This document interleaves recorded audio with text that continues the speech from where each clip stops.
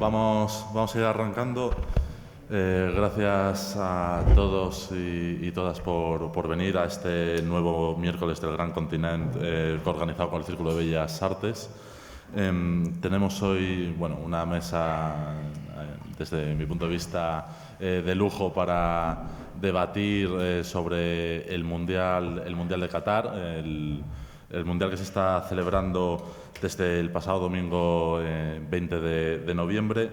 Un Mundial que ya estuvo en su momento marcado también por la propia designación y elección del país catarí para organizar este Mundial. Entre otras cosas, estuvo envuelto en diversos casos de corrupción su elección, y además era también un caso nuevo, sobre todo incluso en aspectos deportivos, como la propia fecha en la que se está organizando, ¿no? Vamos a hablar también de cómo Qatar ha intentado también utilizar en la medida de lo posible, en términos políticos internacionales, el Mundial para posicionarse.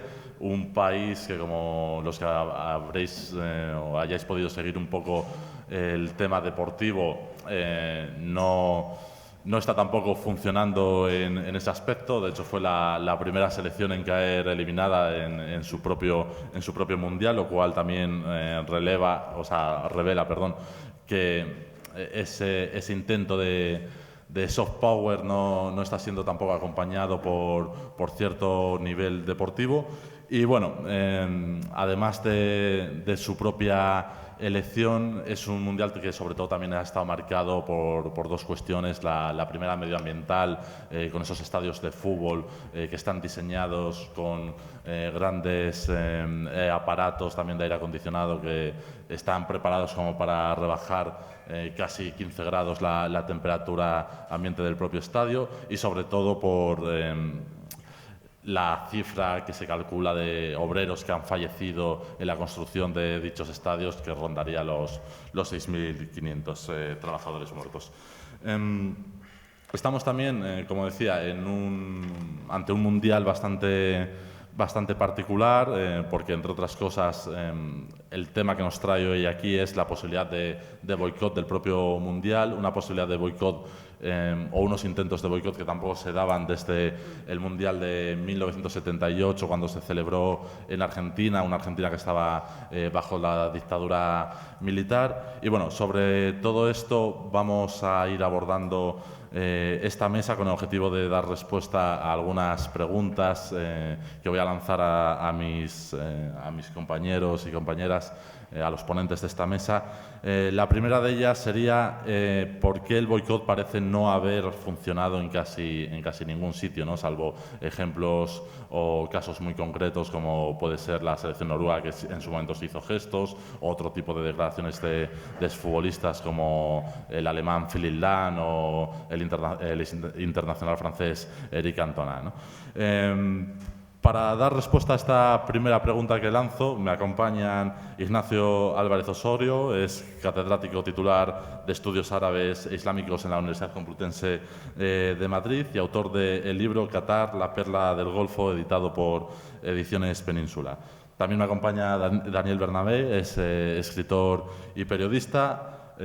Ruth Ferrero, profesora de Ciencia Política también en la Universidad Complutense de Madrid, y por videoconferencia, que aprovecho también a saludar, a Ignacio Pato, es periodista del diario.es, La Marea y también de la revista Panenka.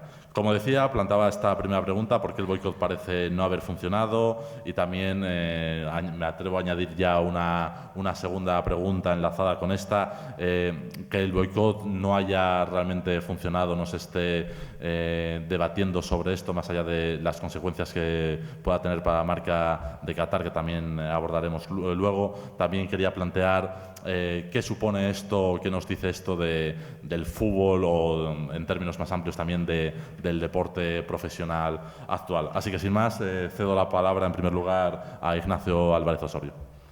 Bueno, un placer estar con todos ustedes esta tarde aquí en el Círculo de Bellas Artes. Agradecer la invitación del Gran Continente a compartir mesa, además, con queridos y queridas amigas y colegas. Yo, en primer lugar, no soy periodista, soy académico y por lo tanto, bueno, lo que puede decir más bien tiene pues un sentido, ¿no? Una vinculación, ¿no?, con la historia, con la economía y con la política de Qatar. Boicot sí, boicot no. Pues yo creo que si no somos hipócritas tendríamos que decir que boicot no, ¿no?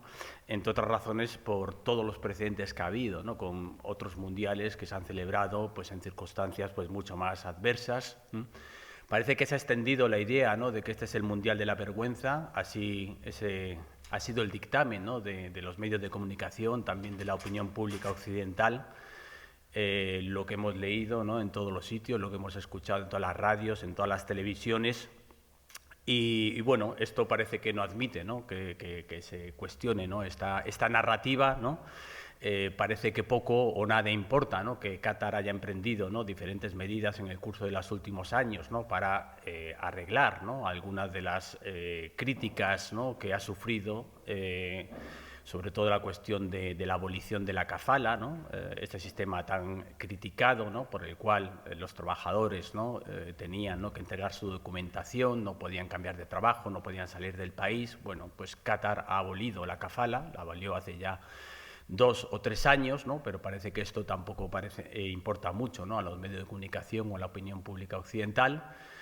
Poco o nada importa tampoco que la kafala siga existiendo en buena parte de los países vecinos, porque no hay críticas ante esta cuestión, ¿no? Todos los países del Golfo no siguen aplicando la kafala. De hecho, el 90% de los trabajadores del sudeste asiático trabajan en los países vecinos, pero curiosamente no hay ninguna crítica, ¿no?, a los países del entorno que siguen aplicando la kafala, porque parece que funciona, ¿no?, ese viejo, ¿no?, pacto, ¿no?, por el cual nosotros compramos petróleo y les vendemos armas y miramos hacia otro lado, ¿no?, con las violaciones de los derechos humanos, ¿no? Poco o nada importa tampoco, por ejemplo, que en un país como en España, que a lo mejor los periodistas se podían haber molestado, ¿no?, en comparar las cifras en la década de los 90, en la época del boom de la vivienda, murieran nada más y nada menos que 17.000 trabajadores, ¿no?, en el sector de la construcción, es decir, más del doble, ¿no?, del famoso Mundial de la Vergüenza, pero nadie criticó, ¿no?, esas víctimas, porque parece que nos importan más los muertos en Qatar, ¿no? Nosotros, como bien se ha dicho anteriormente, hemos publicado un libro que se llama Qatar, la perla del Golfo, en el que intentamos aportar una serie de claves de carácter histórico, político, económico, social, para entender qué es Qatar. Cuando lo publicamos, quizás siendo un poco ingenuos, pensábamos, ¿no?, que iba a suscitar pues interés por parte del público español, saber, ¿no?, cómo un pequeño emirato de reducidas dimensiones, con escasa población, había adquirido tanto protagonismo, había conseguido, ¿no?, lo que no había conseguido previamente en ningún país árabe, que es celebrar, ¿no?, un mundial en su territorio. Hablábamos de cómo el descubrimiento del petróleo trastocó un poco esas dinámicas políticas y catapultó, ¿no?, al país, al emirato en la región. Hablamos también de las relaciones con las potencias como Gran Bretaña, como Estados Unidos, ¿no?, que garantizan la supervivencia del emirato, un emirato, ya hemos dicho, muy pequeño y por lo tanto muy vulnerable, por lo tanto necesita el respaldo de una gran potencia internacional. Y hablamos también de las relaciones conflictivas con los vecinos, ¿no? Pero esto parece no importar a nadie, ¿no?, porque repetimos una y otra vez el mantra de la explotación laboral, que por supuesto que hay que condenar, pero Qatar es mucho más que eso, ¿no? ¿Para qué apelar a la historia, ¿no?, si se puede recurrir en muchos de los casos a los clichés, a los estereotipos que caracterizan pues toda nuestra historia pues bastante controvertida, ¿no?, con el mundo árabe? Pues si podemos hablar de los emires, de la riqueza provocada por el descubrimiento del petróleo, si podemos hablar del velo, de los derechos de la mujer, de los harenes. ¿Para qué hablar, ¿no?, de la historia, ¿no? Entonces, bueno, da la impresión, ¿no?, de que el problema no es las condiciones de los trabajadores, sino da la impresión de que el problema es que se celebre el Mundial en un país árabe y en un país donde se respeta la Sharia, ¿no? Mientras tanto, insisto, seguimos vendiéndoles armas y comprando su petróleo de manera completamente acrítica a la mayor parte de la zona, ¿no? Bueno, otra cosa que nos sorprende, ¿no? Qatar es el Mundial de la Vergüenza, ¿no? ¿No fue el Mundial de la Vergüenza el Mundial de Rusia en el año 2018? Parece que no, ¿no? ¿No había invadido Rusia la península de Crimea y la había anexionado a su territorio? Pues da la impresión que no. ¿No había bombardeado Rusia y destruido a escombros Alepo? ¿No había matado decenas de miles de sirios, ¿no? Atacando con su aviación los mercados, los hospitales, las escuelas? Tampoco, parece que no. Nadie se acordó de esto cuando se celebró el Mundial de Rusia y en ningún caso se habló del Mundial de la Vergüenza. No estaban las cárceles rusas, ¿no?, repletas de presos políticos y miembros del colectivo LGTBI. Parece que no, ¿no? Parece que tenemos poca memoria, ¿no? ¿Es el primer país, Qatar, que intenta blanquear su imagen, ¿no?, celebrando grandes eventos deportivos? Pues no, lo hacen todos los países del mundo y tampoco hay que retrotraernos, ¿no?, a los primeros mundiales. Recordemos, por ejemplo, el Mundial de México en el año 1970, pocos meses después de la matanza de Tlatelolco, que acabó con la vida de 400 estudiantes. Se habló del Mundial de la Vergüenza, tampoco se habló del Mundial de la Vergüenza. Hablamos del Mundial, ¿no?, en la República Federal Alemana, año 1974, con la explotación sistemática de la mano de obra barata turca, en condiciones quizás incluso mucho peores que el colectivo del sudeste asiático, que es explotado, ¿no?, sistemáticamente en los países del Golfo. Tampoco se habló del Mundial de la Vergüenza. Antes se ha hablado también, ¿no?, del Mundial de Argentina, después del golpe de la Junta Militar, año 1976, decenas de miles de desaparecidos. Se celebró el Mundial, se habló del Mundial de la Vergüenza. Vayamos a la hemeroteca, ¿no? Posiblemente tampoco, ¿no? Se hablará del Mundial de la Vergüenza en el año 2026, cuando se celebre en Estados Unidos, Canadá y México. Recordemos que el presidente Donald Trump presionó a las delegaciones antes de la votación y dijo que en caso de que no votaran a favor de esa candidatura, los países que votaran en contra recibirían sanciones por parte de Estados Unidos, ¿no? Coerción, pues no es sin duda alguna corrupción, pero rima bastante, ¿no? Entonces, bueno, será el Mundial de la Vergüenza o nos hablemos olvidado, ¿no? Y ya para terminar, también me sorprende mucho, ¿no? Sabemos que en Arabia Saudí se celebra desde hace varios años la Supercopa de Fútbol española y Arabia Saudí tampoco es un país, ¿no?, que tenga unas credenciales en torno a los derechos humanos demasiado limpias. ¿Alguien ha hablado, ¿no?, de la Supercopa de Fútbol de la Vergüenza? No creo recordar, ¿no?, que ningún periodista se rasgara las vestiduras y condenase, ¿no?, las prácticas y la sistemática violación de los derechos humanos, la persecución de los derechos de la mujer, los castigos corporales, la pena de muerte, ¿no?, para los que practican la homosexualidad o, por último, los 400.000 muertos que ha habido en la campaña militar desencadenada por Arabia Saudí en Yemen, ¿no? Nadie ha hablado, ¿no? Supercopa de la Vergüenza, ¿no? Por lo tanto, yo he dicho, ¿no?, rotundamente que no soy partidario, ¿no?, del boicot a Qatar y más que Mundial de la Vergüenza quizás deberíamos hablar del Mundial de la Hipocresía. Muchas gracias, Ignacio. Le paso la palabra a Daniel Bernabé y luego ya a Ruth y a Ignacio Pato. Bueno, ¿qué tal? Buenas tardes. Querido público, agradezco a Le Gran Continent, bueno, en fin, la oportunidad para hoy discutir en torno a algo que bueno, lo vamos a articular a través de la competición futbolística, pero realmente creo que va más allá, ¿no? De hecho, creo que si el fútbol ha sido eje central de la atención mundial en las últimas décadas, es fundamentalmente porque es una idea universalista. El fútbol es una buena idea, que no importa su origen y que gusta en muchos sitios. Este concepto es el que hace que algunas manifestaciones humanas al final sean aplicables en cualquier lado del planeta y atraigan la atención despierten el sentimentalismo y centren nuestra atención en un acontecimiento que, en principio, bueno, pues, es un acontecimiento deportivo, que tiene, sin duda alguna, una faceta enorme de negocio, pero que, por otro lado, tiene unas resonancias políticas, y ahí viene lo importante.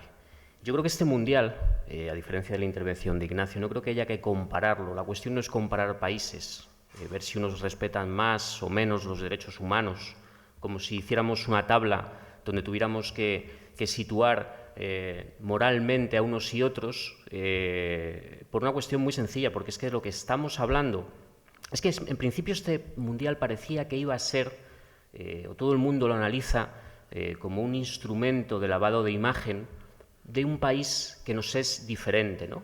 La intención fundamental parecía que iba a ser esta, bueno, pues, presentar a la opinión pública internacional, especialmente a la occidental, un extraño país, un oasis alejado de nosotros, que organiza perfectamente competiciones deportivas, que tiene una arquitectura en sus ciudades poco más que fabulosa, y que, bueno, que son algo diferentes a nosotros, ¿no? Y que, bueno, que casi, pues, como nos prestan sus estadios para que allí se pueda jugar al fútbol, pues que quién somos nosotros, arrogantes occidentales, para decirles nada. Estamos, además, ejerciendo una especie de arrogancia cultural europea hacia unos países que no entendemos. Nada por el estilo. Estoy absolutamente en contra de esta idea. Este Mundial, fundamentalmente, lo que nos viene a decir es que una sociedad como la catarí, que es enormemente rica, hace lo que quiere, donde quiere y cuando quiere, y nosotros se lo consentimos, mandando a nuestros payasos para que les entretengan. Esa es fundamentalmente en qué consiste este Mundial. Es un Mundial que no es un instrumento de lavado de imagen de la sociedad catarí. Básicamente, lo que este Mundial expresa es la debilidad ética y estratégica de Occidente. Ética porque no somos capaces de situar nuestro sistema civilizatorio y nuestros valores por encima de otros que son enormemente perjudiciales y negativos para la humanidad. Y geoestratégica porque no podemos hacerlo, porque no tenemos autonomía estratégica suficiente para vivir sin los recursos energéticos de Oriente Medio. Esa es fundamentalmente la cuestión. Por eso tenemos que participar en este espectáculo atroz y tenemos que hacer como que allí no pasa nada. No se trata, perdona la luz, que es que nos dan los ojos, no se trata de que Qatar respete o no los derechos humanos. Tenemos una concepción de los derechos humanos en el siglo XXI absolutamente ahistórica. Creemos que los derechos humanos son algo así como el menú del Burger King, donde uno pone un poquito de mayonesa, el otro quita la lechuga, el otro pone la cebolla, y más o menos, si completamos la hamburguesa entera, encontramos una buena moralidad en ellos. Los derechos humanos son un proyecto histórico y político, el proyecto histórico de la Ilustración, llevado a cabo mediante la modernidad. Ese espíritu, fundamentalmente, de raigambre europea, pero que universalmente se trasladó a todas las partes del mundo, incluido el mundo árabe, que intentaba organizar las injusticias a través de un sistema lógico de pensamiento. Esto es un proyecto histórico. Qatar, lo que nos dice con este Mundial es que se sitúa fuera de ese proyecto histórico y que además se sitúa fuera arrogantemente del mismo, y que nosotros tenemos que aceptar esa diferencia. ¿Cuál es precisamente la postura habitual, por desgracia, de parte del progresismo europeo? Precisamente ese progresismo adicto a la diversidad, yonki de la diferencia. Aceptar esta situación. Es que son diferentes a nosotros. No les impongamos nuestros valores. No son nuestros valores, no son valores occidentales, son valores universales, buenos en cualquier latitud. Que el hombre y la mujer tengan los mismos derechos es una idea buena y tiene que aplicarse en cualquier parte del mundo. Y que existan sindicatos, que exista una potencia igualitadora de la sociedad, es algo que no podemos renunciar a ello. Estamos hablando de un país donde no existen los sindicatos, donde están prohibidos. No se trata de que hayan muerto 6.000 o 5.000 y en España mueran 15.000 trabajadores en determinada época del boom inmobiliario. Se trata de que directamente las leyes laborales no existen. Se trata de que los trabajadores inmigrantes son poco más que carne de cañón. Efectivamente podemos aducir a la hipocresía. Es que somos hipócritas. No, somos capitalistas, que es algo diferente. La hipocresía es una variación moral entre unos valores y unos resultados. El capitalismo es un sistema económico amoral que necesita de una serie de movimientos de capitales y de explotación determinada de la fuerza de trabajo para seguir adelante. No somos hipócritas, somos capitalistas. Fundamentalmente lo que está ocurriendo en todo el mundo es que tenemos varios tipos de dictaduras. Dictaduras que no tienen capacidad económica, con lo cual son invisibles. No organizan mundiales, nos da igual lo que pase en ellas. Dictaduras con capacidad económica. Dictaduras con capacidad económica que saben manejar industrialmente su dinero y situarlo entre China y Estados Unidos, entre la potencia que toque en ese momento, y que, por tanto, si más o menos están dentro de una órbita determinada, en este caso de la órbita de Washington o de Pekín, son dictaduras razonables, son dictaduras con las que podemos entendernos, son dictaduras con las que podemos tener relaciones diplomáticas e incluso relaciones de buena vecindad a través del maravilloso deporte. Hay otras dictaduras que en el momento en que se salen de la órbita de Washington, fundamentalmente son consideradas países a eliminar, se patrocinan golpes de Estado y se coloca un nuevo dictador para que siga rigiendo el país en las mismas condiciones brutales, pero a favor de los intereses de Washington.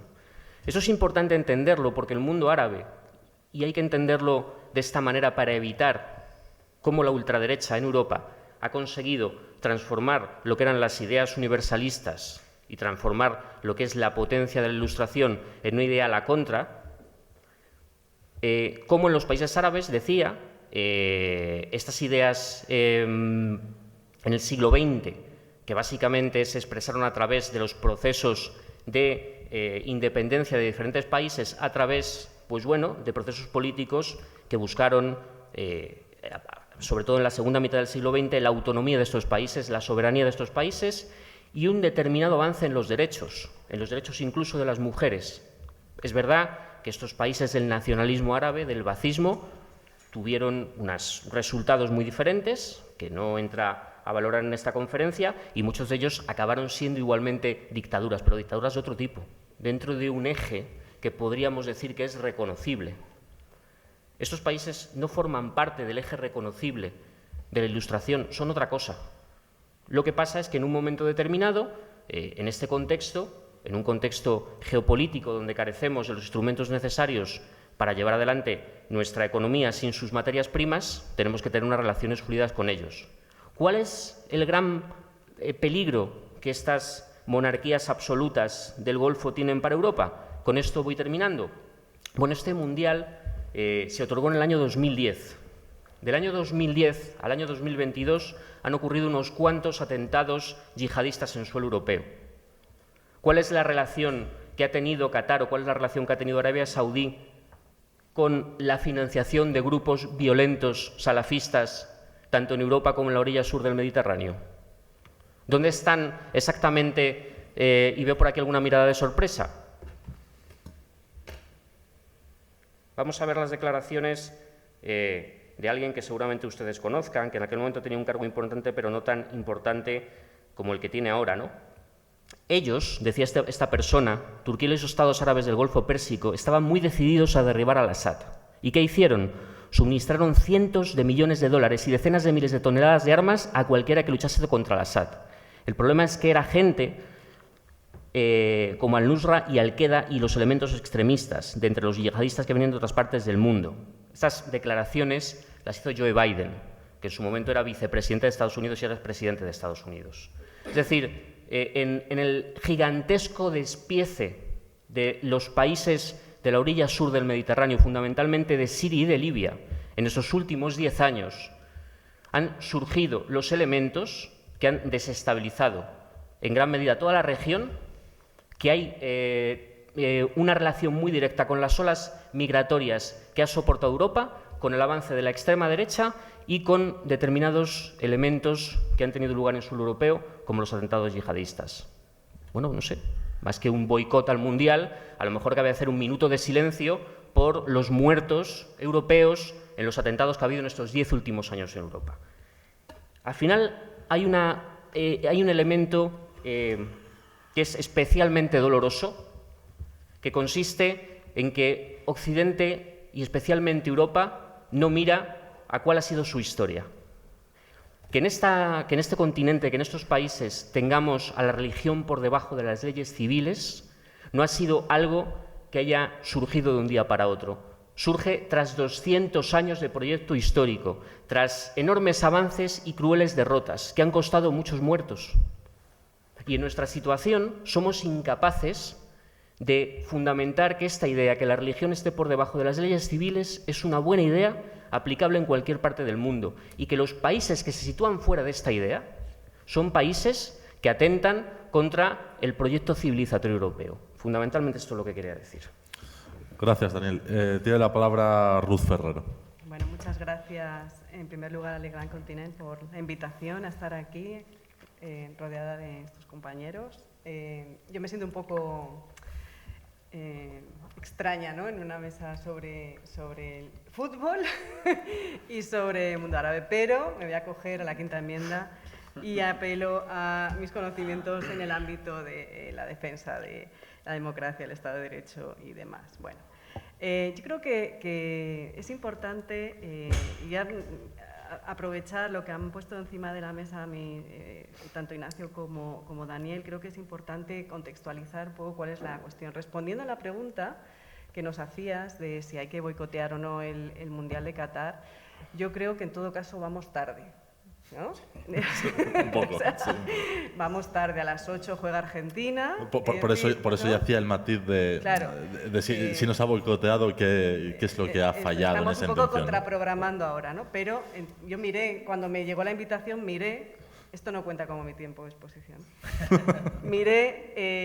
digo, no vaya a ser que coincida con el partido de España, porque entonces, claro, ya directamente entre que la gran oferta cultural que hay en Madrid y el Mundial ya no hubiera venido nadie, ¿no? Pero yo creo que la respuesta debería de ser esa, ¿no? Vamos tarde, y no porque no se haya intentado que la cosa se hubiera moderado, pero yo creo que el análisis lo tenemos que hacer en varios niveles, ¿no? Un nivel más amplio, más global, que yo creo que es un poco lo que ha apuntado Daniel, en términos de cómo se está construyendo efectivamente el marco civilizatorio que vemos dominante desde Occidente, ¿no? Y creo que es importante sostenerlo. Yo no voy a sostenerlo sobre el tema de la modernidad, pero sí sobre el tema del capitalismo, mejor dicho, sobre el concepto de necrocapitalismo, ¿no?, que es ese concepto de la necropolítica que consiste en básicamente decidir quién vive y quién no vive para conseguir unos determinados fines. Y esto, enlazado con el capitalismo, pues nos da un buen resultado que puede estar bastante bien concretizado en lo que tenemos en Qatar, pero ojo, también lo tenemos en Melilla, cuidado. Por tanto, yo creo que esa necropolítica que lo invade absolutamente todo, que en todas las esferas de la vida, incluido el deporte, y que no es nada nuevo, porque, como muy bien ha apuntado Ignacio, el fútbol, desde que se profesionaliza, desde que comienza, ¿no?, a recibir capital y dinero, ha sido instrumentalizado por todos los regímenes democráticos, no democráticos, ha sido trabajado como una herramienta de poder blando, que es exactamente lo que está haciendo Qatar ahora mismo. No es ninguna novedad que el fútbol y una competición gobernada por una organización absolutamente opaca, de capital privado fundamentalmente, porque no nos olvidemos que las federaciones de fútbol que soportan económicamente a la FIFA son organizaciones privadas, pagadas por los clubes y ¿no? Bueno, pues hace y deshace a su antojo, hace y deshace en la recepción de dineros, y si van, yo he hecho ese ejercicio estos días porque yo venía nerviosa, porque claro, estar al lado de Bernabé, del otro Ignacio, Pato, ¿no?, que conocen perfectamente esto, de la cuestión del fútbol, pues yo me he estado informando, ¿no? Y entonces pues me he ido a ver cómo se vota en la FIFA, con qué transparencia se vota en la FIFA y qué es lo que ha sucedido para que efectivamente en el caso de Qatar haya una animadversión, digamos, extra a otras críticas que se han puesto encima de la mesa en relación con otros mundiales de fútbol. Me voy a limitar a mundiales de fútbol que han ocurrido a lo largo de la historia. Yo creo que es importante hacer un timeline, hacer una línea del tiempo y ver que efectivamente, por suerte, Ha habido un avance en el ámbito de las demandas y de las propuestas que hacen las organizaciones de derechos humanos y que cada vez son más escuchadas, no todo lo que quisiéramos, pero sí que son más escuchadas. No es lo mismo organizar un campeonato en el año 78 que en el año 2022, donde tenemos muchas más herramientas que nos permiten también poner encima de la mesa algunas cuestiones que efectivamente pueden introducir alguna diferenciación. Pero decía que el tema de la FIFA es especialmente interesante porque es una entidad que básicamente ha controlado a través del deseo también de los países que querían liderar esos procesos y instrumentalizar la presencia de un mundial de fútbol en su territorio, bueno, pues a cambio de mordidas, básicamente, ¿no? Es una organización absolutamente corrupta. Y la concesión del Mundial de Qatar, y no solo de Qatar, también el de Rusia, ¿no? Que fue un primer vuelco, la primera vez que se elegían 2 sedes para celebrar ese Mundial, bueno, pues probablemente no hubiera pasado nada si Estados Unidos no hubiera estado más enfadado que una mona después de no haber conseguido el Mundial del 2018 y hubiera tirado del hilo de la corrupción de la FIFA y hubiera metido al FBI, ¿no? en la sede de la FIFA y hubiera detenido a unos cuantos delegados, ¿no? Por tanto, y se introduce un factor extra que agrava, digamos, este tema, ¿no? Leyendo algunas de estas cuestiones, pues hay temas que son absolutamente de geopolítica de primero, ¿no? Desde las distintas alianzas para el tema de las votaciones, la alianza entre Rusia y Qatar, pero también entre España y Qatar, ¿no? Para conseguir apoyos entre los delegados latinoamericanos o los distintos acuerdos en temas de exportación de gas natural licuado que establece Qatar, por ejemplo, con Tailandia, ¿no? Para conseguir el voto de ese delegado. Por no hablar de Sarkozy, que supongo que os suena más, ¿no? El tema de Sarkozy, Platini y demás. Bueno, yo creo que este es una de las cuestiones que hacen que se signifique el Mundial de Qatar como algo especialmente agraviante, no tanto que también por el lugar donde se celebra, ¿no? En términos de, efectivamente, un país que pues, está muy alejado, digamos, de los estándares en materia de valores y derechos humanos que estamos acostumbrados a ver desde aquí o que queremos ver desde aquí, aunque también nosotros lo incumplimos, me remito de nuevo a Melilla, pero sobre todo en lo que hace, digamos, a la organización por parte occidental.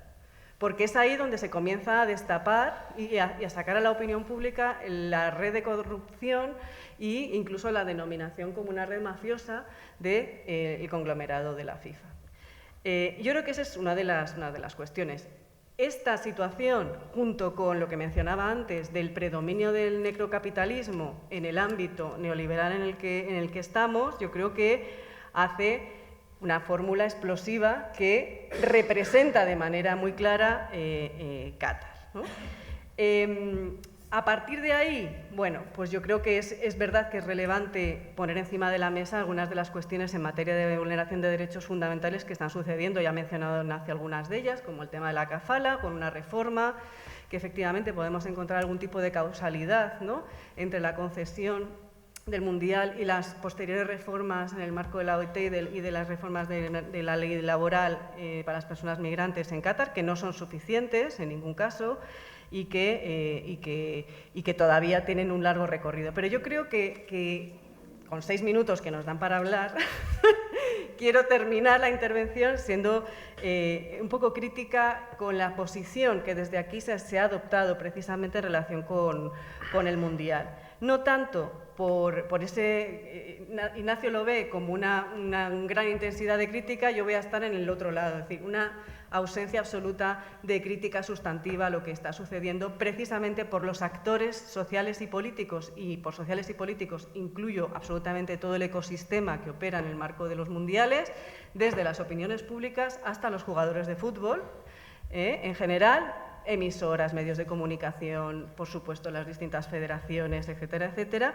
y cómo hay propuestas en una dirección más sutil, si queremos. Ha habido propuestas como la de la Federación Noruega, ¿no? De aquel boicot que se propone el año pasado y que no es secundado por prácticamente ninguna federación, pero sí que hay propuestas como la que ha hecho Amnistía Internacional, que yo creo que es interesante y que por ahí quizás sí que se podrían articular cuestiones de cara al futuro, que es la creación de ese fondo de indemnización equivalente al monto total de los premios que van a ganar los clubes de fútbol en el marco de esta competición.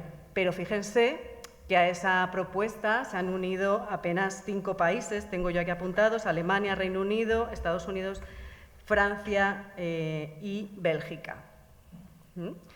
Nadie más se ha unido a esta propuesta. Pero es que además lo que pide Amnistía es que no solamente haya un apoyo a ese fondo, sino también que haya gestos públicos de denuncia y que yo haya visto. Bueno, pues han sido pocas las elecciones que en el terreno de juego, desde que ha comenzado el Mundial, tampoco es que lo haya visto mucho, sí. Pero ha habido pocos gestos. En ese sentido, incluso alguno ha sido prohibido, ¿no? Como el tema de los brazaletes contra la minoría LGTBI. Y cuidado, porque hay quien dice que se evitan representaciones políticas en el terreno de juego, evitando la presencia de esos brazaletes y de otros símbolos y otros gestos, pero es que el evitarlo, el prohibirlo, es un acto político también. Y también pone encima de la mesa cómo efectivamente Qatar se está retratando, ¿no? Es decir, yo estoy muy de acuerdo con algo que planteaba Daniel, que es: Qatar no está limpiando su imagen, Qatar está imponiendo una norma. Está imponiendo una norma además también a través del conocimiento de la necesidad que hay por parte de, en este caso, países europeos, de la recepción tanto de sus hidrocarburos como de su capital. Revisamos las inversiones que tiene fundamentales Qatar en España. Quizás luego esto salga también en el debate. Bueno, pues por ejemplo en Iberdrola tiene un buen pellizco, y además no solamente tiene un buen pellizco, sino que son los fondos cataríes los que están solicitando los fondos de la transición verde de la Unión Europea, ¿no? Por tanto, ¿perdón? El máximo accionista, ¿no?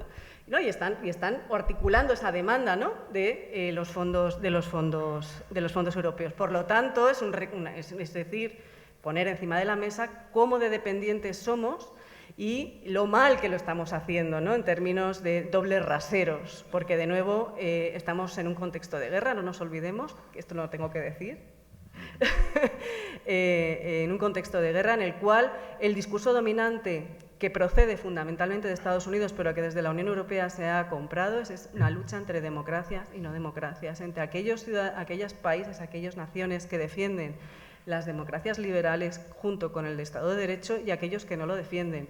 Y esto, que yo sepa, es muy contradictorio, ¿no? con lo que estamos viendo. Por eso yo creo que también es relevante también ponerlo encima de la mesa. Bueno, tengo más cositas, pero lo dejo para luego.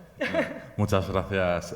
Además, creo que has puesto ya sobre la mesa 2 cosas que antes de dar paso a Ignacio voy a comentar, ¿no? Es los gestos de futbolistas que hemos visto, además, como muchos de ellos has citado precisamente el tema del brazalete, ¿no? Ante la amenaza de la FIFA de sanciones, daban marcha atrás a la vez que se veía a los jugadores iraníes durante el primer partido no cantar el himno con todo lo que conllevaba, ¿no? Ningún español, por cierto. Ningún español, bueno, de hecho, en el caso español no ha habido ningún gesto realmente, ¿no? Y has introducido también la presencia en España, incluso en términos de poder blando deportivo. Somos también relativamente protagonistas porque en su momento se patrocinó al Fútbol Club Barcelona ya hace casi una década, incluso por añadir algo que suele ser menos conocido.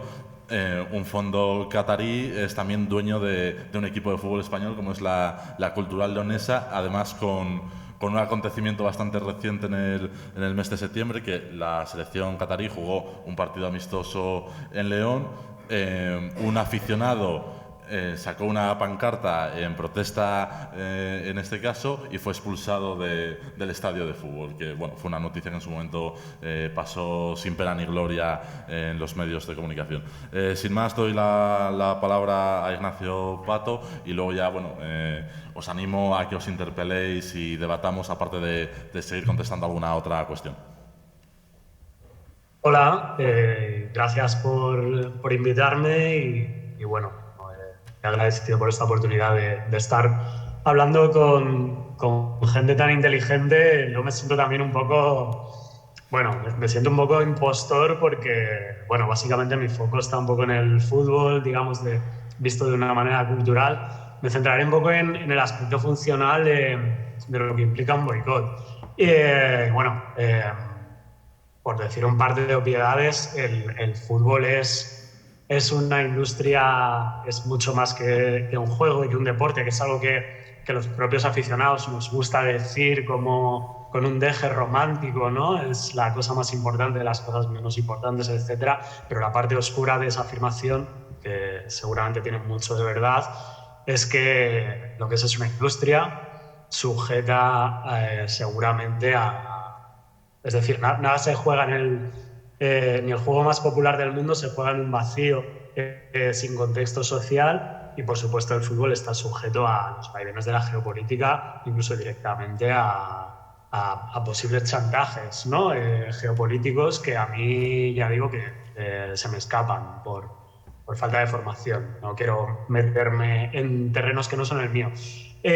La FIFA lo que es también es una curiosa mezcla de Estado paralelo, ¿no? Un Estado en poder no tan en la sombra, aunque también es muy curiosa su sede en Zúrich, donde hay literalmente bastante oscuridad, ¿no? Por lo visto, en ese edificio donde se celebran esas reuniones.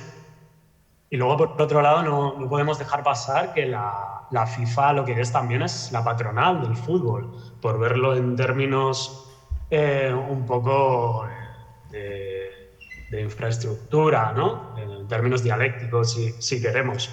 La FIFA nunca ha tenido ningún tipo de hecho, se jacta de no, según ellos, de no meterse en política, aunque cada vez que se mete en política de una manera muy clara, pues parece que siempre es verdad que carga hacia lugares o grandes empresas que por lo menos digamos que son oscuras o ámbitos debatibles.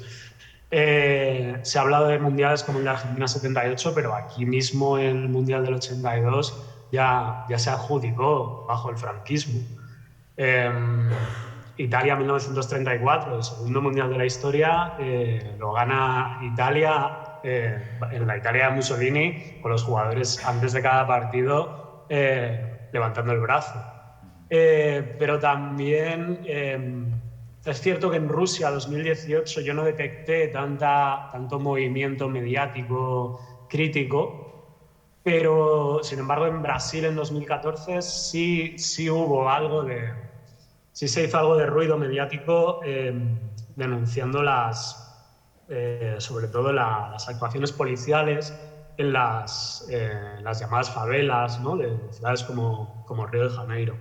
Entonces, claro, siempre un macroevento como el Mundial, que ya lo han dicho todos mis compañeros, es obvio que es más que fútbol, por mucho que la FIFA se empeñe además en ponerle este envoltorio tan irritante, además como del fútbol une, como parece una especie del programa aquel antiguo de Juegos sin Fronteras, ¿no? Que a mí como aficionado me irrita, me ofende, porque el fútbol no es eso.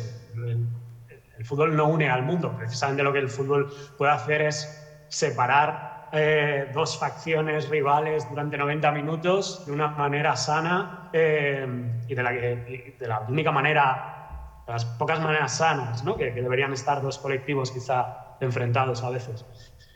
A mí lo que me interesa, lo que me lleva interesando desde poco antes del Mundial es precisamente la cuestión funcional, un poco de logística, que tiene mucho que ver eh, con el título de este encuentro, ¿no? ¿Cómo se boicotea un mundial? Es decir, entiendo que hay dos vías, ¿no? Una sería la vía desde dentro, que me parece casi, no sé si, claro, usar palabras tan gruesas como algo revolucionario, pero decía el futbolista Sócrates que los jugadores de fútbol son los únicos trabajadores que tienen más poder que su jefe. Bueno, desde luego, si una federación de fútbol, una selección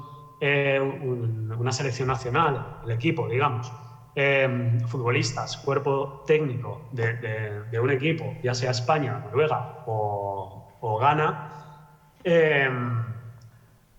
promueve un boicot contra sus propios sponsors, sus propios pagadores, como puedan ser, por ejemplo, la televisión pública española, sin ir más lejos. Desde luego, ya digo que no voy a decir que sea revolucionario, pero yo es algo que personalmente no espero. No espero que de repente la selección española se plantee y diga no vamos a ir a jugar el Mundial de Qatar por esto y esto. Noruega, como habréis dicho, lo planteó en su momento. Tampoco estaba claro que fuera a salir, porque creo que es algo que tenían que votar en la propia federación noruega. Y ahora no recuerdo, estoy hablando de memoria, no me quiero equivocar. No estoy seguro si hubiera salido. De todas maneras, Noruega no se clasificó, aunque hay que decir que cuando se planteó el boicot sí tenía posibilidades de clasificarse.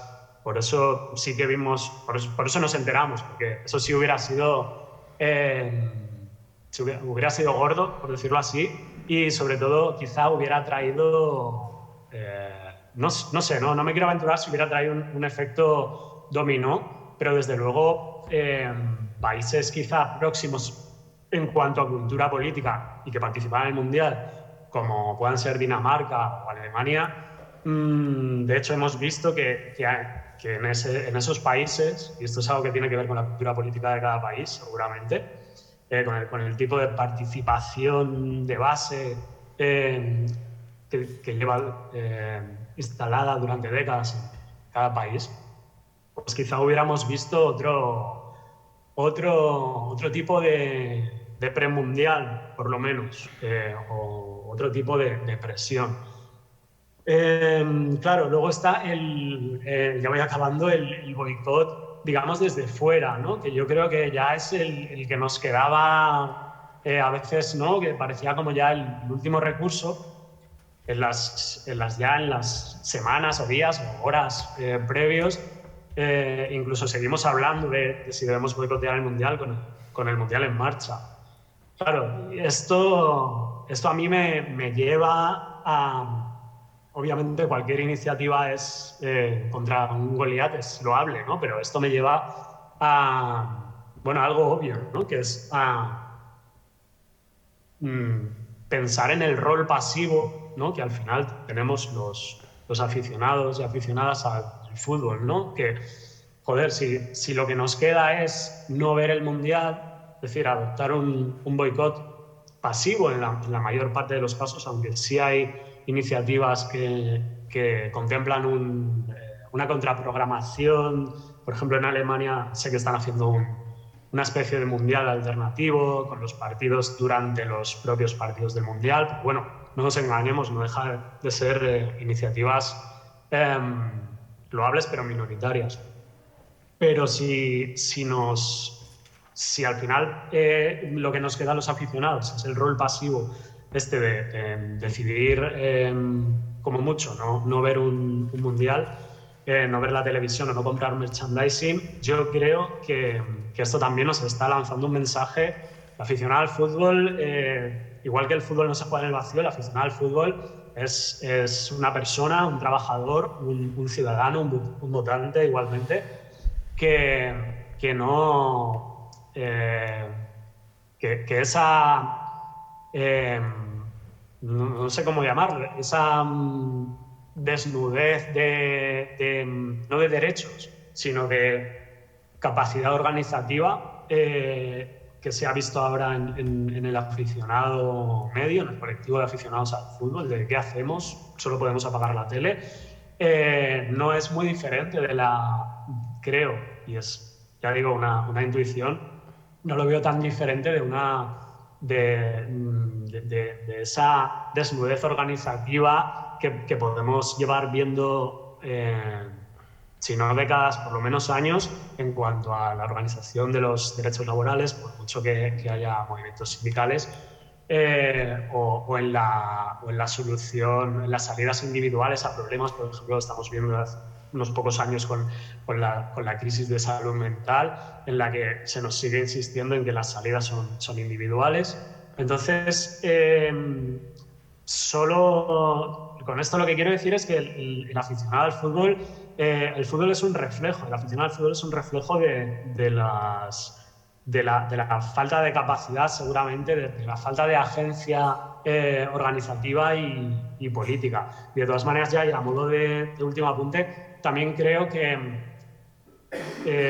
viene a incidir en la idea de la dificultad de articular un boicot a una Copa del Mundo de fútbol, el hecho de que hay selecciones, quizá a la gente que no está muy puesta en el fútbol le sorprendería saber que en países como Inglaterra mismo, en Gran Bretaña, o en Turquía, por ejemplo, a mí aficionados al fútbol me han contado que no tienen tanto una cultura de seguir a la selección como a su propio club. ¿A dónde voy con esto? Que me parece también muy interesante esa idea, lo siento por salirme ahora y hablar de los clubes, pero los clubes siguen manteniendo algo con bastante potencial, que es la idea, ¿no? La idea de un club, la idea de una identidad colectiva que tiene un arraigo físico a un lugar mucho más fácil de articular que el de una selección nacional, mucho más en países tan grandes, ¿no? como el nuestro, por ejemplo.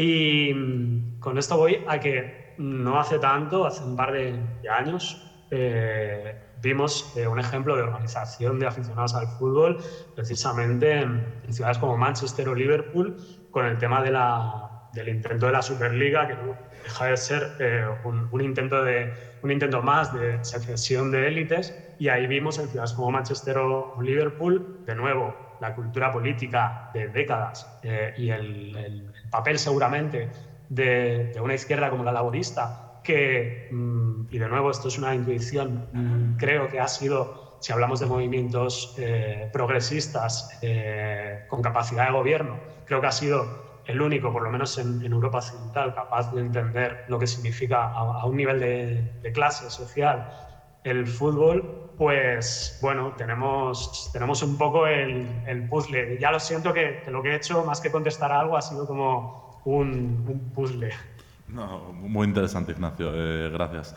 Vamos fatal de tiempo, así que voy a plantear una última cuestión. Os pediría a los cuatro máxima brevedad para abrir un breve turno de preguntas al público. Hemos estado pivotando sobre la idea del boicot. En cierta forma, ¿creéis que también el Mundial, en todo lo relativo a las críticas que está recibiendo Qatar, supone también un ejemplo de limitación de este poder blando en el que se ha convertido también el propio deporte profesional? Sí, no sé si es precisamente una limitación de cara a las opiniones públicas, ¿no? Y que ese blancamiento, ese lavado de imagen que se preveía que fuese el Mundial, si en ese aspecto está funcionando o no está funcionando, y si no está funcionando, si es un ejemplo de limitación de poder blando. Yo voy a responder muy brevemente. Estamos haciendo todos un curso acelerado de fútbol, sobre todo los que no somos muy aficionados, pero estamos aprendiendo mucho con algunas intervenciones, ¿no? Con Panenka y bueno, Ignacio, ¿no? Y la verdad es que muy interesantes, ¿no?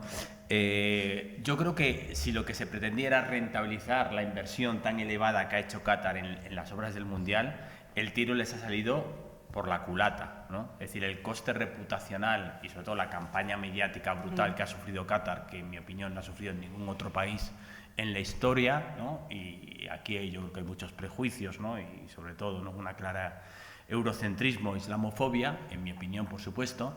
Es decir, el coste reputacional de Qatar pues ha sido muy elevado. La imagen no solo ha mejorado, sino que ha salido por los suelos, ¿no?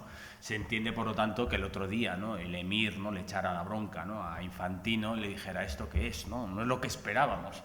Esperamos obtener, ¿no?, muchos beneficios y vamos a salir trasquilados, ¿no?, como se suele decir habitualmente, ¿no? De hecho, además, el Consejo Consultivo, que es el Parlamento catarí, también hace unos días sacó, ¿no?, un comunicado también muy crítico, ¿no?, por esos dobles raseros, ¿no?, que donde se expresaba ese malestar que hay entre las autoridades cataríes, ¿no?, por todas las críticas que ha sufrido, que ellos consideran que son claramente injustas y claramente orquestadas por ciertos países con los cuales Qatar tiene unas relaciones delicadas, sobre todo países del entorno, que no les gusta mucho, primero, que Qatar haya organizado un mundial y que Qatar siga ciertas políticas, ¿no?, de apoyo a ciertas cuestiones, como la cuestión palestina. Entonces, bueno, podemos ver claramente unas manos que están manipulando y maniobrando desde fuera de ciertos países, ya digo, que no tienen unas relaciones demasiado amistosas con Qatar y que en el pasado le han impuesto boicots por tierra, mar y aire, incluso, ¿no?, han pensado, ¿no?, y han barajado la opción, ¿no?, de una invasión militar, ¿no? Y aquí lo dejo porque, vamos, yo creo que está claro, ¿no?, que hay algo detrás, ¿no?, si no nos explica, ¿no?, esa belicosidad, ¿no?, contra Qatar. Brevemente, una cosita con Melilla. En Melilla lo que ha ocurrido es muy grave, pero tenemos una comisión en un parlamento investigándola, que probablemente a lo mejor no valga para mucho, probablemente incluso pueda dimitir comisión. Bueno. Han dicho que no. Lo habrán dicho esta tarde. A lo mejor dimite hasta un ministro. Y hemos visto en el Parlamento las imágenes de lo que ha sucedido allí. Es decir, hay una gravedad enorme en lo que ha sucedido, hay una responsabilidad enorme de un país como el nuestro, europeo, que prácticamente subcontrata la vigilancia de sus fronteras a un tercer país, pero somos capaces, a través de un proceso de desarrollo histórico, de que esto no nos pase inadvertido y de que haya un Congreso, que lo votamos entre todos, que al final obligamos a un gobierno a que tenga que poner unas imágenes que no quería poner, que las tenía secretas y guardadas, y tenemos que sentar delante a una persona del Poder Ejecutivo delante del Legislativo para que dé explicaciones. Es decir, es sin duda alguna mejorable.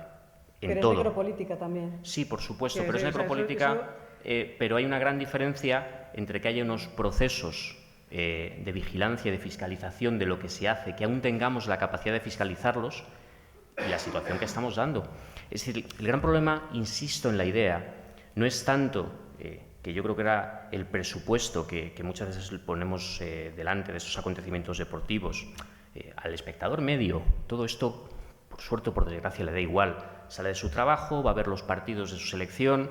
Afortunadamente tenemos a los hinchas argentinos cuando pierde su selección diciendo unas barbaridades muy divertidas en torno a esto, y bueno, y poco más. La cuestión es que por debajo, al final lo que acaba permeando es que hay países en el mundo un poco diferentes a nosotros y que tienen otras formas de vivir, otra cultura, y que bueno, que tampoco tenemos que ser nosotros muy arrogantes para decirles cómo tienen que vivir. Yo la verdad me da absolutamente igual cómo vivan en Qatar, porque además es un país que es poco más grande que Murcia y que objetivamente hablando, si no fuera por su capacidad de extracción de recursos energéticos, pues pintaría relativamente poco en la esfera internacional. La cuestión fundamental es que lo que no debe servir este Mundial es para introducir aún más la idea en las sociedades occidentales de que al final los derechos humanos son una cuestión elegible y graciable, que dependiendo un poco de dónde se esté en el mundo se pueden articular un poquito para arriba o un poquito para abajo. Que las mujeres no sean iguales que los hombres es algo que a lo mejor tampoco pasa nada porque tienen pisos de lujo, y que los homosexuales no puedan ni existir. Bueno, pues en este caso miramos para otro lado, que no existan sindicatos porque están prohibidos, que no existan partidos políticos porque están prohibidos. Son cosas con las que debemos transigir. No, yo creo que no. Yo creo que no debemos transigir con eso. Y yo creo que debemos, independientemente de de las argucias y de los ardides de nuestro sistema económico, que aquí dentro de nuestros países intenta vadear la democracia y que fuera directamente intenta cargársela cuando puede, acoger todo esto como ciudadanos, comérnoslo y decir que nos parece normal. Pues no nos parece normal. A mí no me parece normal que tengamos relaciones abiertas y diáfanas con este tipo de países, porque creo que patrocinan a sociedades que son peores que las nuestras. Bueno, yo estoy muy de acuerdo con esto que dices, de que efectivamente no hay la misma situación. No es lo mismo ser mujer aquí que ser mujer en Qatar. Eso está claro, ser homosexual aquí que ser homosexual en Qatar. Pero yo querría ir más allá de esto, ¿no? Es decir, la FIFA, que es la que organiza esto con la complicidad de muchos actores políticos que operan en sociedades democráticas, es la que ha montado todo esto. Por tanto, también tenemos desde aquí el deber de exigir a todos estos señores y señoras tan demócratas que pongan freno a algunas cuestiones. No son demócratas, son... Bueno, pues a ver, o sea... Son gente, son grandes directivos de empresas multinacionales. Grandes directivos, perdona. Igual la democracia, lo que quieren es ver su... Grandes directivos y ningún tipo de control de los fondos que llegan procedentes de Qatar, que hacen a la economía, en este caso española, mucho más dependiente, y a grandes empresas mucho más dependientes de lo que decida un señor en Qatar. Y yo no he visto grandes manifestaciones ni grandes portadas de periódico, entre otras cosas porque están infiltrados por el dinero catarí, por ejemplo, ¿no? Entonces, yo creo que eso también tenemos que... Yo no estoy diciendo en ningún caso que no haya en España que no haya un control de lo que sucede. Lo que estoy diciendo es que se ha articulado, y se ha articulado durante mucho tiempo, esta aproximación del neoliberalismo capitalista que se transforma y que se plasma en políticas necropolíticas, y Qatar es una muestra de ese contexto y de esa evolución, tal cual. Pero digo que también no hay que mirar tan lejos para ver dónde existe también esa necropolítica, porque operan en diversas formas. Y intentando ser... porque yo creo que esto es un debate que, bueno, podríamos tirarnos, yo creo que bastante tiempo. Creo que si para algo sirve el Mundial de Qatar es, por ejemplo, por ser un poco optimista, ¿no? Pues además de para saber dónde está Qatar, ¿no? Pues sirve también para que estemos debatiendo sobre estas cuestiones, ¿no? Sirve también para saber que es importante que se valoren los derechos fundamentales, que es importante que desde la ciudadanía haya una conciencia de lo que está sucediendo, de que muchos partidos están jugando sobre tumbas de trabajadores muertos en Qatar, que no se enviaron nunca sus cuerpos, ni se dijo de qué habían muerto, ¿no? en ese momento. Y creo que eso también puede generar cierta conciencia política a los aficionados al fútbol. Es decir, que cuando se sienten a ver el partido, tengan la conciencia que también es un acto político de cómo se ha llegado hasta ese momento en el que se está jugando el partido. Y cómo esos jugadores que tanto nos emocionan, a quien sea que les emocione, ¿no? No han hecho ningún símbolo político, o mejor dicho, sí lo han hecho. Sí lo han hecho porque no han hecho nada, y eso también es político.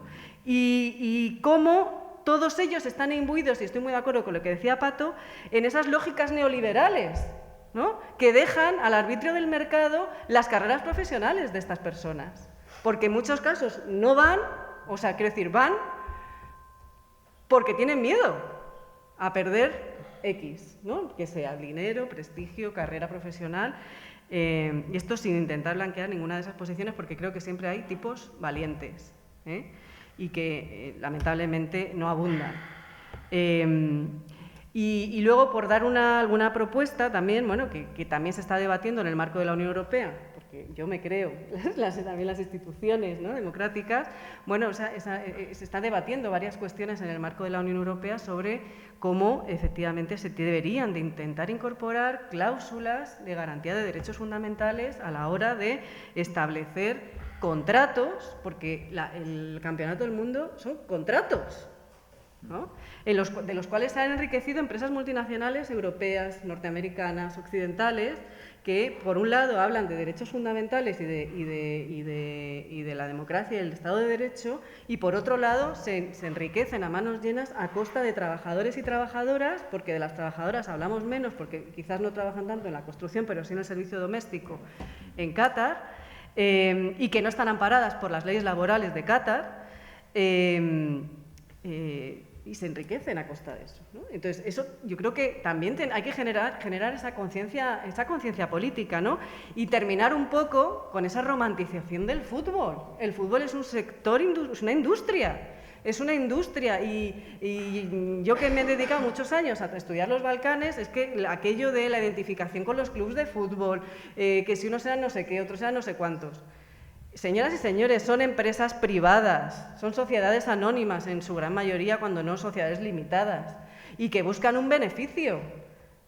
No estamos hablando, y que utilizan esa romantización de que el fútbol ha sido el deporte de la clase trabajadora como elemento de manipulación de esas personas, ¿no? El tema de la venta de camisetas, por favor, o sea, es que esto es... ¿Qué persona de la clase trabajadora se puede permitir comprarse una camiseta oficial? Y el rendimiento económico del coste de fabricación, efectivamente, el precio de mercado. Que probablemente sean los mismos trabajadores, por cierto, que van también a trabajar a Qatar, que están en el textil en Jordania, cuidado, que son de Southeast Asia también, esos trabajadores, ¿no? Los que están en Jordania. Por tanto, yo creo que eso, poner en la conciencia de la gente esto que está sucediendo, Qatar lo refleja de una manera muy, muy cruda, mucho más cruda, porque es mucho más meridiano cómo operan las vulneraciones de derechos en ese país, que en otros países en donde hay muchos más grises, ¿no?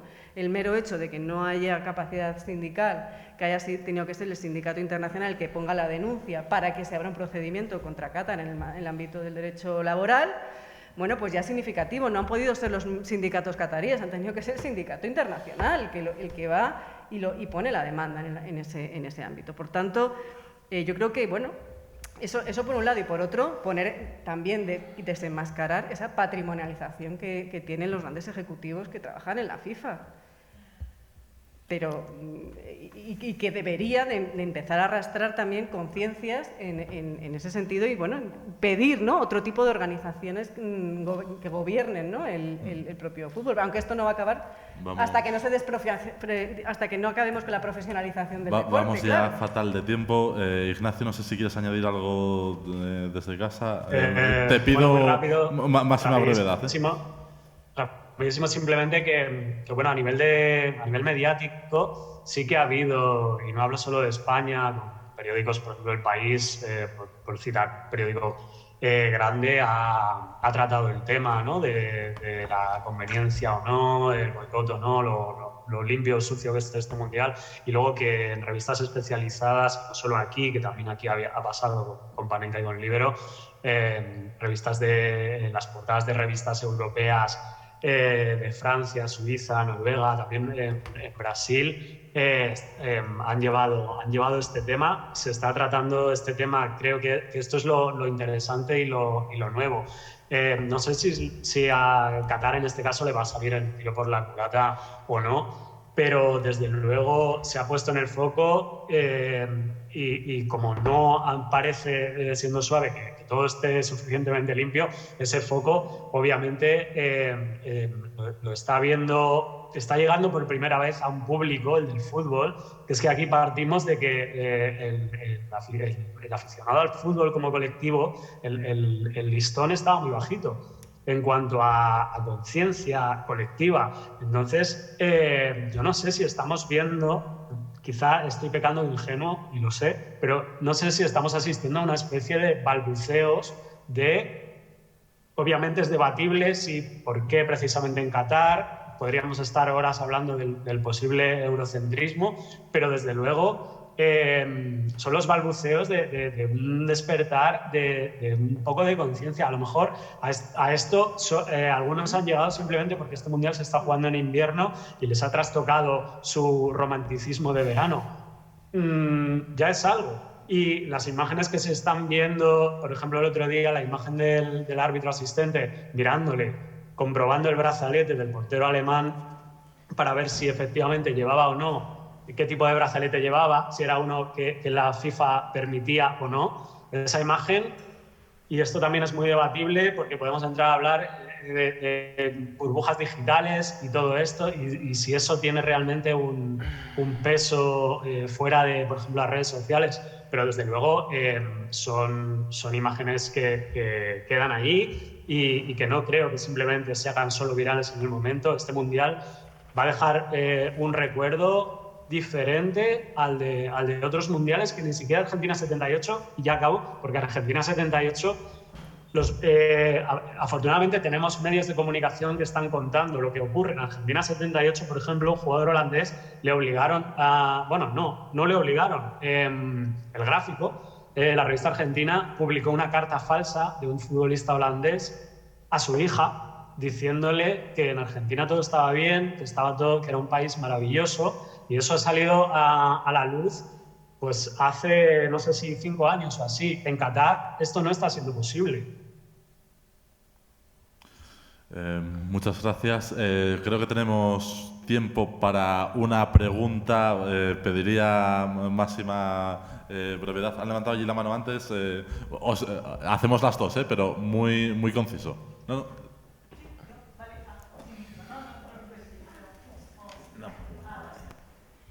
O sea, lo mío, perdón, de ser breve, ¿no? Pero yo creo que la cosa, el problema que tenemos aquí es que vivimos en un sistema capitalista, lo que implica que el fútbol sea una industria. Es decir, el fútbol español, que es el que trabaja, el que trabaja nuestras mentes, el que hace que luego tenga un montón de gente que vaya a apoyar a la selección española allí, no sería posible sin todo el dinero que viene del Golfo Pérsico, porque están detrás de todos nuestros equipos. Eso por un lado. Entonces, si les permitimos ya entrar con su capital en estos equipos para hacer crecer más nuestro fútbol, que luego les vamos a decir que no, ¿sabes? O sea, no hay una entidad supranacional que gestione esto, ¿sabes? Si no hubiéramos viciado tantísimo la estructura de cómo funciona el fútbol en este país, pues no nos estaríamos encontrando estas cosas. Eso por un lado. Por otro lado, creo que es súper importante el tema que comentáis de militancia, ¿no? De que hay que militar uno a uno y unirse, ¿no? Yo soy periodista, tengo un amigo que trabaja en FIFA precisamente y que está ahora mismo destinado en Qatar. Y fenomenal, o sea, militancia, nosotros bloqueamos y no vemos, etc. Bueno, pues me está dando datos de cómo, o sea, del impacto que está teniendo el Mundial de Qatar. El otro día en el Argentina-México me dijo que el estadio había estado petado hasta tal nivel que jamás en ningún mundial de la historia se habían congregado tantas personas viendo un mundial dentro de un estadio. Primero, porque el estadio era muy grande, y segundo, porque ir a Qatar, pues... Y eran las dos selecciones que más aficionados habían llevado. Fenomenal, pero bueno, o sea, al final, y él que está realmente llevando redes sociales, por deciroslo así ampliamente, decía que los vídeos estaban teniendo unos ratios de apertura, de visualizaciones, y estaban siendo brutales, o sea, brutales como nunca antes. Entonces, quiero decir, por mucho que nosotros intentemos boicotear el Mundial, la FIFA es una empresa privada, y es una puta empresa privada. Vinci, que es la empresa francesa que construyó todos los estadios de Qatar, es una empresa francesa, europea, que tiene código y legislación europeo, y va a Qatar y se lo pasa por el forro. Esa empresa en Europa no podría construir como ha construido ahí, pero es que en Qatar tampoco, porque está vinculado, o sea, tiene capital francés y está vinculado a Europa. Tiene cosas firmadas y va ahí y puede hacer lo que quiera, y trabajar en esas condiciones. Entonces, hay que ver en qué puntos podemos nosotros como individuos bloquearles, y por otro lado tenemos que ver en qué puntos tocan con las administraciones públicas, en qué puntos para poder denunciarles, porque si no, no tenemos mano, ¿sabes? Y aún así, el fútbol siempre se nos va a llevar por delante porque hemos creado un monstruo, y es así. Hemos creado un monstruo dejando que entre tanto capital extranjero para poder tener los sueldos millonarios y a los mejores futbolistas en este país. O sea, era una reflexión. Nada, la Gracias. Hacemos la pregunta y cerramos. Sí. Para ya que cerramos con una ya respuesta conjunta. ya que esta reunión tiene alrededor la palabra boicot, que implicó, y se entiende, ¿no? Hablar de la crítica, y está más vinculada, ¿no?, al ambiente periodístico. Me pregunto, ¿desde qué lado hacemos la crítica, ¿no? Me pregunto, y es una pregunta que quiero exponer acá, desde qué lado se hace la crítica. Entiendo que el periodismo es una industria también, y que cada día está más virulento, y que cada día está más agresivo, y que da por sentado muchísimos hechos, y en esos ejemplos que pone está cargado de sentido, ¿no? Hay muchas palabras que están cargadas de sentido y con una ideología que no se dice, y con un racismo muy alto, ¿no?, que es lo que vimos últimamente. Un racismo y claramente una gran islamofobia y un sentido orientalista muy fuerte. Y desde este punto de vista pienso, y traigo acá, ¿no?, pensar un poco con otros colegas periodistas, desde qué lado hacemos esas críticas, porque si bien es obvio y es muy evidente, las críticas en comparación de los derechos humanos o las políticas LGTB o la instrumentalización con el gran colectivo Mujeres y Mundo Islámico, que se instrumentaliza bastante de un lado y del otro, en un juego geopolítico, ¿no? ¿Qué factores se tiran de un lado y del otro en un juego geopolítico, y qué se pone en tela de juicio en Europa y en Occidente? ¿Desde qué lado criticamos cuando estamos construyendo crítica? Gracias. ¿Quién de los cuatro quiere responder? Pues ya quedó a mí y la respondo yo.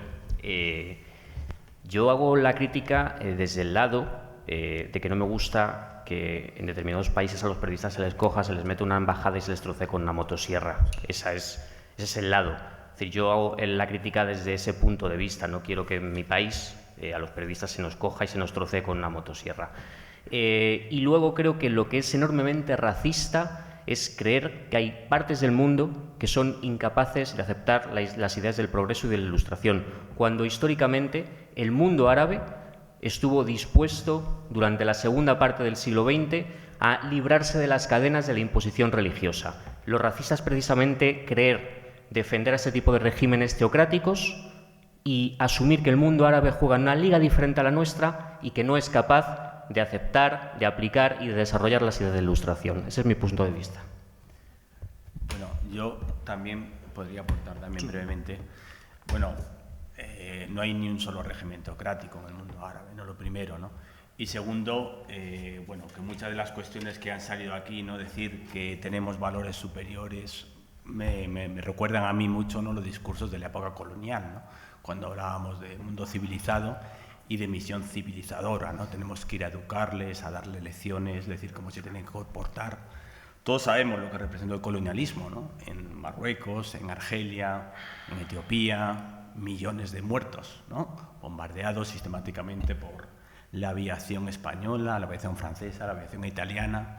Entonces, yo creo que muchas lecciones nosotros no podemos darles por toda esa historia, ¿no?, de usurpación, de apropiación de sus recursos, ¿no?, y de masacres sistemáticas prácticamente en todos los países del mundo árabe, ¿no? Entonces, bueno, yo creo que ya hemos pasado página, ¿no?, a las visiones coloniales, y deberíamos hacer una crítica constructiva, efectivamente, ¿no?, para que todas las violaciones de los derechos humanos sean perseguidas, pero ese discurso eurocentrista, gracias a Dios, ha quedado un poco desfasado, ¿no?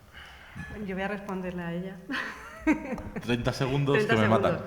Es lo que decía antes, se está trabajando en el marco del Parlamento Europeo y bueno, el marco de los procedimientos legislativos de la Unión Europea, precisamente para que haya introducción de cláusulas que pongan en condicionamiento, digamos, a la firma de contratos de empresas europeas cuestiones vinculadas al tema de derechos humanos, ¿no?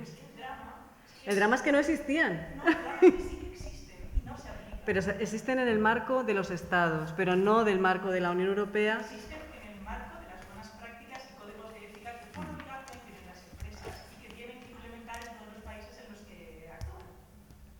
Porque trabajo en una constructora y... Bueno, pues que sepas que están elaborando esta directiva, que yo creo que, bueno, que yo creo que lo va a regular más, va a generar un marco europeo o más homogéneo, que eso es lo que va a favorecer que efectivamente los procesos de accountability sean mucho más eficaces que si se dejan al albur, porque todas estas empresas es verdad que en muchos casos están registradas en la Unión Europea, pero en muchos casos están incluso en paraísos fiscales dentro de la Unión Europea, y por ejemplo, ¿no?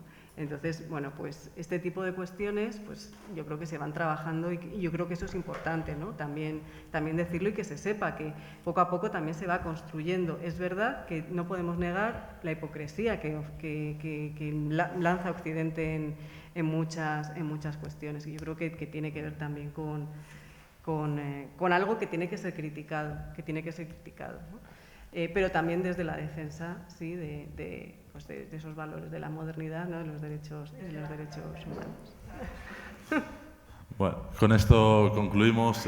Muchas gracias. No sé si él quería decir algo, a lo mejor. A lo mejor Ignacio. No. Bueno, lo dicho, con esto concluimos. Muchas gracias por haber asistido. Gracias especialmente también a los 4 ponentes. Simplemente recordaros que el miércoles que viene habrá una nueva charla, en este caso sobre América Latina y el no alineamiento activo. Y nada, sin más, gracias.